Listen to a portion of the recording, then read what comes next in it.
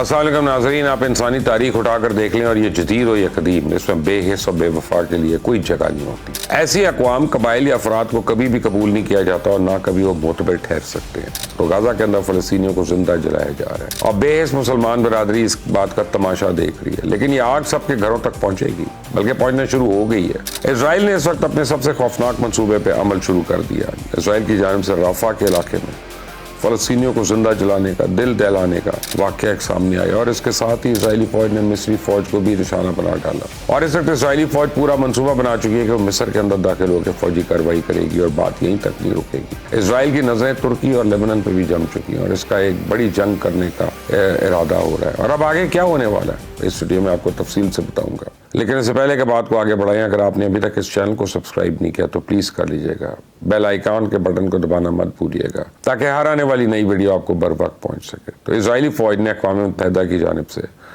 محفوظ قرار دیے گئے پناہ گزین کیمپ پر وحشیانہ بمباری کی ہے، جس کے بعد ہر طرف مظلوم فلسطینیوں کی جلی ہوئی لاشیں پڑی ہوئی ہیں۔ چونکہ رفح کے اس علاقے میں لوگ خیموں میں پناہ لیے ہوئے تھے، لہٰذا بمبنگ کے وقت خیموں میں آگ لگ گئی، جبکہ کچھ ذرائع کا تو یہ بھی کہنا ہے کہ آگ اسرائیلی فوجیوں کی طرف سے جان بوجھ کے لگائی گئی، جس میں سے کئی فلسطینی بچے بھی زندہ جل کر شہید ہو گئے۔ انا للہ و انا الیہ راجعون۔ تو اسرائیل کی جانب سے کی جانے والی اس بربریت میں کم و بیش 75 فلسطینی شہید، جبکہ درجنوں شدید زخمی ہو گئے ہیں۔ شہادتوں میں مزید اضافے کا خدشہ، اور اسرائیلی بمباری سے رفح کے پناہ گزین کیمپ میں آگ لگ گئی۔ بہرحال شہداء میں خواتین اور بچوں کی بہت بڑی تعداد ہے، اور پناہ گزین کیمپ میں شمالی غزہ سے بے دخل فلسطینیوں کی بڑی تعداد مقیم ہے۔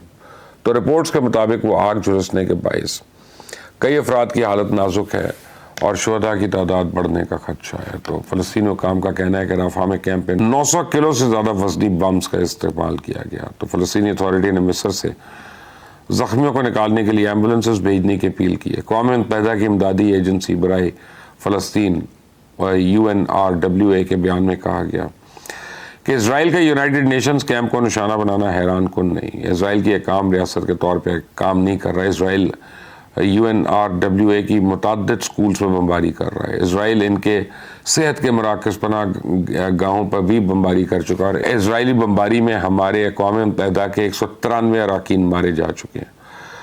تو رفح کا کویتی اسپتال بھی اسرائیلی کارروائیوں کی وجہ سے بند کر دیا گیا ہے۔ اسپتال ڈائریکٹر نے کہا ہے کہ اسرائیلی حملوں میں 2 اہلکاروں کی ہلاکت کے بعد اس اسپتال کو بند کیا جا رہا ہے۔ یاد رکھیے گا کہ اسرائیل نے شفافیت کا مظاہرہ عالمی عدالت کی جانب سے دیے گئے فیصلے کے 2 دن کے بعد کیا ہے، جس میں عالمی عدالت نے اسرائیل کو فوجی آپریشن روکنے کا حکم دیا تھا۔ تو اسرائیل کی جانب سے یہ بمباری جو ہے رفح کے ساتھ ساتھ عالمی عدالت کے فیصلے پر بھی کی گئی، اور بتایا گیا کہ تمہاری عدالتیں، تمہارے فیصلے اور قوانین کی ایسی کی تیسی، ہمارا جو دل میں آئے گا ہم کریں گے۔ اور اسرائیل کو یہ کوئی پہلی باری نہیں کر رہا۔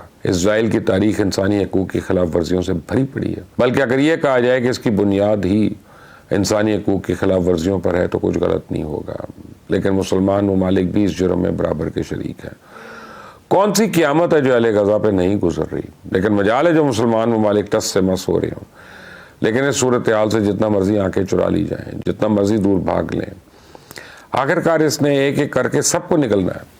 اور آپ کو یاد ہوگا کہ 7 اکتوبر کے بعد جب یہ معاملہ شروع ہوا تو میں نے تب بھی آپ سے کہا تھا کہ یہ تنازع بہت لمبا چلنے والا ہے اور بہت سے ممالک بھی اس کی لپیٹ میں آئیں گے، اور اب بات وہاں تک آپ پہنچی ہے۔ تو اسرائیل اور مصری فوج کے درمیان مصری بارڈر پر شدید ترین جھڑپ ہوئی ہے۔ انٹرنیشنل میڈیا نے اس واقعے میں ایک مصری فوجی کی ہلاکت کو رپورٹ کیا، جبکہ بعض ذرائع کے مطابق ہلاکتیں جو ہیں دونوں اطراف ہوئی ہیں۔ اور ابتدائی اطلاعات کے مطابق اسرائیل کی طرف سے رفح کے علاقے میں ظلم و بربریت کی ہر حد کو کراس کرنے کے بعد مصری فوجیوں کا صبر جواب دے گیا، تو انہوں نے اسرائیلی فوجیوں پر فائر کھول دیا، جس کے بعد اسرائیلی فوج کی جوابی کارروائی میں ایک مصری فوجی کی جان چلی گئی۔ تو یہ جھڑپ وقفے سے جاری ہے، اور ابھی تک مصری سرحد پہ حالات بدستور کشیدہ ہیں، اور مصر نے رفح بارڈر پہ اضافی فوج بھی تعینات کر دی اور اپنی تمام افواج کو ہائی الرٹ کر دیا۔ دراصل اسرائیل کی جانب سے مصر کو حکم کا انکار کرنے کی سزا بھی ہو سکتی ہے، کیونکہ اسرائیل چاہتا تھا کہ غزہ کے علاقے کو فلسطینیوں سے خالی کروا لیا جاتا اور ان فلسطینیوں کو مصر کے صحرائے سینائی یا اس کے ملحقہ علاقوں میں آباد کر دیا جائے، لیکن مصر نے اس پہ انکار کر دیا۔ اس ایک پورے منصوبے کے تحت اسرائیلی فوج رفح پہنچ چکی ہے اور اپنے مقاصد کو پایہ تکمیل تک پہنچانے کے لیے بےتاب ہے۔ تو رفح کا علاقہ دراصل مصری سرحد پر واقع ہے، اور یہ غزہ کے مسلمانوں کے لیے ایک دروازے کا کام کرتا ہے۔ تو اس وقت ایک بڑے منصوبے کے تحت مسلمان حکمران اور عوام کے درمیان فاصلے پیدا کر کے تمام علاقوں کو ہڑپ کرنے کے منصوبے پہ عمل شروع ہو چکا ہے۔ اس وقت اسرائیل کی نظریں مصر اور لبنان پہ جم چکی ہیں اور فیصلہ یہ بھی کرنا باقی ہے کہ پہلے کس ملک کے ساتھ دو ہاتھ کیے جائیں۔ تو اس میں زیادہ امکانات یہی ہیں کہ یہ قرہ مصر کے نام نکل سکتا ہے، کیونکہ حزب اللہ کے پیچھے اس وقت ایران، عراق، شام، یمن اور فلسطین تنظیمیں سمیت متعدد قوتیں کھڑی ہیں، تو لبنان اسرائیل کے لیے تھوڑا مشکل ہے۔ جبکہ دوسری طرف مصر کے اندرونی اختلافات کے ساتھ ساتھ مسلم دنیا کے اندر بھی اس وقت کوئی مضبوط پوزیشن نہیں ہے، تو اس بات کے امکانات بھی بہت کم ہے کہ مصر اور اسرائیل میں تصادم کی صورت میں کوئی بھی مسلمان ملک مصر کا ساتھ دے۔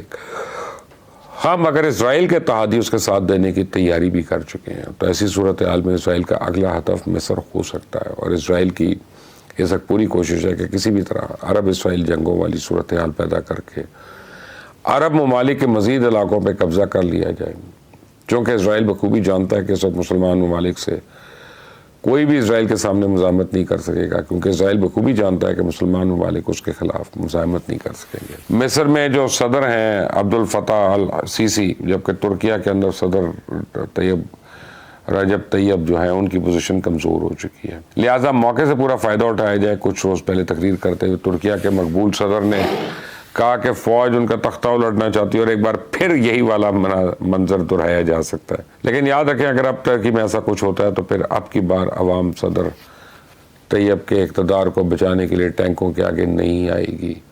آپ یہ اندازہ لگائیں کہ جب ان کی پارٹی اس بار حکومت کے باوجود بلدیاتی الیکشن ہار گئی اور عوام سے پوچھا گیا تو انہوں نے ان کی پارٹی کو کیوں ووٹ نہیں دیا، تو انہوں نے اس کی وجہ غزہ کے معاملے پہ ترک حکومت کی خاموشی کو قرار دیا۔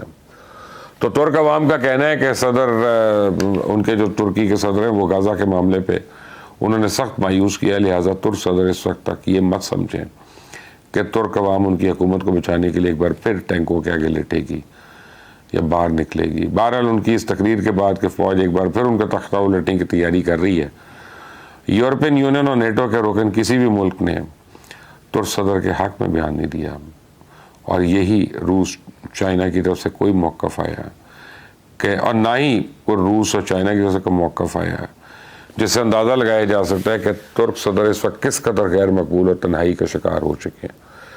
یہ وہی ترک صدر ہیں جن کے خلاف فوجی بغاوت کی ناکامی کا جشن فلسطین میں منایا گیا تھا، لیکن اس وقت تمام فلسطینی مسلمان حکمرانوں کو بددعائیں دے رہے تھے۔ آپ دیکھیں اسرائیل ان تمام ممالک کو نشانہ بنانے کی کوشش کرے گا، اور اس منصوبے کا تو شاید آغاز ہو چکا ہے، کیونکہ اسرائیل اور امریکہ بخوبی جانتے ہیں کہ جہاں عوام اور حکمرانوں کے درمیان فاصلے بڑھ جائیں وہ ملک اپنی طاقت کھو دیتا ہے۔ اگر آپ کو یہ ویڈیو اچھی لگی ہے تو اس کو لائک کریے گا، شیئر کریے گا، بیل آئیکن کو پریس کرنا مت بھولیے گا۔ اپنا خیال رکھیے گا۔ انٹل نیکسٹ ٹائم، اللہ حافظ۔